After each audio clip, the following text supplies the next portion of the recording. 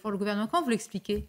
Vous avez raison de poser la question. Le problème, c'est qu'on accomplit des objectifs qu'on appelle contradictoires. En économie, vous avez souvent ce qu'on appelle les triangles d'incompatibilité. C'est-à-dire que vous fixez 3 objectifs et les 3 objectifs sont impossibles à atteindre. Vous pouvez en atteindre 2 sur 3, 1 sur 3, mais pas 3 sur 3. Or là, on essaye de faire baisser le coût du carburant, respecter les principes écologiques, donc le fait que les consommateurs consomment moins de carburant, vous ne pouvez pas encourager la consommation et le fait d'être écologique pour qu'ils consomment moins, et surtout de soulager le pouvoir d'achat des ménages tout en préservant la compétitivité industrielle des personnes qui vendent, des distributeurs qui vendent du carburant. Or, ce qu'on sait, c'est en cumulant tout ça, plus le fait que vous ne voulez pas creuser le déficit et vous voulez faire en sorte que les entreprises restent compétitives, ça reste une équation insoluble parce que vous avez 6 équations à répondre auxquelles il faut choisir un objectif principal. Moi, je pense que l'erreur qu'on fait, c'est de mettre en contrepartie, enfin en face à face, l'objectif écologique et la consommation des ménages. Moi, je pense que l'objectif essentiel, ça doit être la consommation des ménages et je vais dire pourquoi en 30 secondes. On sait depuis les 2 chocs pétroliers que notre croissance économique est intimement liée à la consommation énergétique. C'est-à-dire que si on consomme moins d'énergie, on a moins de croissance économique. Or, notre priorité absolue pour financer la dette, pour financer les déficits, pour financer les emplois dans la police, dans l'éducation, c'est la croissance économique. Donc, on doit faire en sorte que les personnes sortent de chez eux, travaillent et consomment. Or, vous ne pouvez pas demander à la fois aux personnes de faire la sobriété énergétique, de rester chez eux, tout en faisant qu'ils rapportent de l'argent. Tous les travails ne sont pas télétravaillables et toutes les personnes ne peuvent pas faire du travail sans usine, et en tout cas, 2 personnes sans travailleurs. Voilà. Parce qu'il y a la pauvreté, parce qu'il y a des difficultés. Qu'est-ce que vous pensez de ce raisonnement? Ça pourrait s'entendre il y a quelques années, mais je ne suis pas sûr qu'il soit d'actualité. Premièrement, parce que la fraude, ce qu'on appelle l'optimisation fiscale, parce qu'il n'y a plus trop de fraude fiscale, c'est l'optimisation fiscale, ça reste légal. Et depuis, c'est démocratisé par ce qu'on appelle les cabinets de conseil, les cabinets d'avocats, qui promulguent des conseils en tout genre, même les banques le font. Donc, est-ce qu'il y a une frontière éthique et droit? C'est ça la différence entre l'optimisation fiscale et la fraude fiscale. Donc, ça touche de plus en plus de personnes. Maintenant, beaucoup de Français de classe moyenne supérieure peuvent recourir à l'optimisation fiscale sur plein de...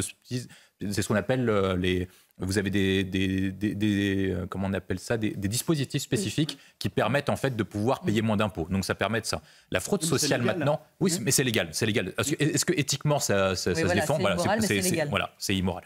Sur la fraude sociale, de plus en plus des systèmes sont organisés. Et ce qui n'est pas dit dans le reportage, je crois, c'est en regardant toute la vidéo complète du youtubeur, c'est qu'en fait, il donne des cours de formation, et c'est pour ça qu'il le fait. En fait, il donne des cours de formation pour savoir comment frauder. Donc la fraude qui apparaissait au départ comme celle des plus démunis et celle des plus bas qui essayaient de s'en sortir pour essayer de gagner leur vie, maintenant devient une entreprise quasiment de criminalité organisée avec des tas de systèmes de fraude à la CAF, de fraude à la hache, de fraude à un ensemble de systèmes de sécurité sociale et d'allocation sociale de grand niveau. Et c'est pour ça qu'il faut s'attaquer à la fraude sociale ou à la fraude fiscale, mais surtout à la fraude sociale, parce qu'en fait, la fraude sociale, avec l'explosion des dépenses sociales, avec l'explosion des dépenses de santé, avec l'explosion des dépenses de retraite, des aides sur le logement, etc., vous avez une arnaque en France. C'est-à-dire que vous avez une classe moyenne qui devient un tiers-État, qui n'a le droit ni aux aides, ni à l'optimisation fiscale, et qui doivent payer pour tout ça. Et on demande au final de payer de plus en plus d'impôts pour des gens qui ne méritent pas la solidarité nationale. Et c'est ça la grande arnaque du système, parce que aider les plus démunis, aider ceux qui souffrent d'un handicap de nature, ceux qui souffrent de discrimination, ceux qui ont besoin d'aide parce qu'ils ont été frappés par la malchance de la vie, c'est tout à fait légitime. Ce qui me frappe, les cadres et chefs à plume du parti. Oui, tout à fait. De toute façon, on voit qu'il y a un avant et un après. On voit bien que les Français demandent davantage d'ordre et que même les Français qui votent pour Jean-Luc Mélenchon, qui sont sympathisants de Jean-Luc Mélenchon, veulent davantage d'ordre. Pourquoi ? Parce qu'ils ont compris que l'explosion de l'ultraviolence, la délinquance et la barbarisation de la société touchent l'ensemble des strates et touchent principalement les catégories populaires qui n'ont pas les moyens d'autres que la police pour les protéger. Et la question qui se pose avec les 2 sujets que vous abordez, c'est est-ce que la police a le droit de se défendre ? Théoriquement, oui, ils ont le droit d'utiliser une arme. Cependant, ils ne le feront pas, tout simplement parce que s'ils le font, quelles seront les conséquences ? Ils vont être mis en détention provisoire alors qu'ils ne mériteraient pas d'être en détention provisoire à la place d'autres personnes qui sont beaucoup plus délinquantes et beaucoup plus criminelles d'eux. Ils vont arrêter d'être payés, ils vont être suspendus de leur travail. Leur femme va se faire expulser de leur logement accordé par logement de fonction. Les enfants vont se faire, comme on le dit, dans le langage courant dans les cités, choper à l'école. Et donc, du coup, ils vont tout perdre parce qu'ils se seront uniquement défendus. Donc, on voit bien que les policiers ont un traitement et sont traités actuellement comme des sous-citoyens. C'est-à-dire qu'ils ne bénéficient pas, non pas d'une direction d'exception, ils bénéficient d'une direction à charge. Et quand vous êtes policier aujourd'hui, c'est ce que disent tous les syndicats de police. Présomption de culpabilité. Surtout, vous vous dites, c'est le seul métier où vous pouvez, à la fin de la journée, perdre votre travail, voire perdre la vie. Tout ça en ayant agi correctement et respectant la loi.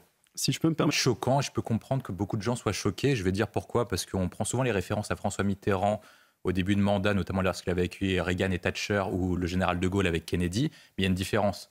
c'est parce que là, il y a une distorsion entre notre soft power et notre hard power. C'est-à-dire qu'en termes d'image, on est très fort, sur le luxe, sur l'image de la France, sur même l'image du président de la République à l'étranger.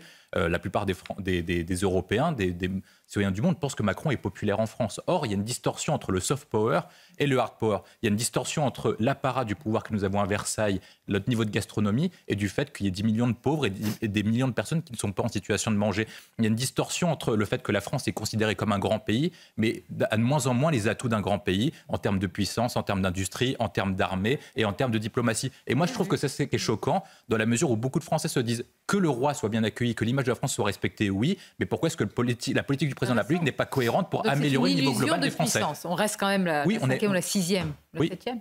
Ça dépend des classes. Mais on est surtout une monarchie républicaine. Alors ça m'intéresse. William T, quand la plupart dorment sous des tentes, etc. C'est quoi la générosité et l'humanisme quand ça se termine ainsi? Non, mais il a un discours qui apparaît comme social, mais moi je pense que ce n'est pas l'axe principal de son discours. C'est qu'en fait, le pape est élu sur deux critères. Le clivage nord-sud, qu'on avait à l'époque entre les pays dits du Nord, dits industrialisés, contre les pays du Sud, dits à l'époque du tiers-monde. Et ensuite, après, une vision aussi très anti-occidentale. Parce que lorsqu'il parle d'accueil de migrants, il oublie de parler de la vocation universelle de l'Église, qui est le développement des pays dits, entre guillemets, dits en retard, et le pays en développement. Ça, c'est le premier élément. Le deuxième élément, c'est ensuite le niveau de pauvreté des classes populaires et moyennes occidentales. Je ne vais pas parler de la courbe de Milosevic qui montre que les classes moyennes occidentales, les classes populaires se sont paupérisées avec la mondialisation, et il ne prend pas en compte tout l'ensemble des segments de la pauvreté. Il a une vision qui est très nord-sud, qui apparaît très antidatée, et moi je trouve que c'est très dommage pour un pape qui voulait faire entrer l'Église catholique dans la modernité, qui au final reprend un discours qu'on entendait à l'ONU dans les années 60 ou 70. On va continuer à en parler.